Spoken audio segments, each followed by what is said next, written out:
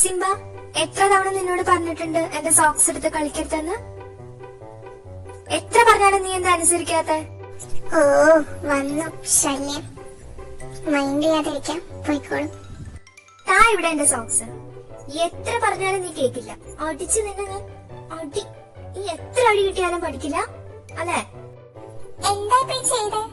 എന്നെ അടിച്ചോ? സിംബേനെ അടിച്ചോ? ഇത്ര ക്യൂട്ട് ആൻഡ് സ്വീറ്റ് ആയിട്ടുള്ള സിംബേനെ നീ അടിച്ചല്ലേ?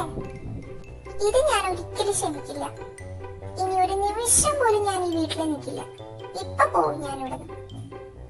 എന്റെ എല്ലാ സാധനങ്ങളും എടുത്തിട്ട് ഞാൻ ഇവിടുന്ന് പോവുള്ളൂ. അല്ല പിന്നെ എന്താ ഇപ്പൊ ഈ വീട്ടിൽ നടക്കണേ?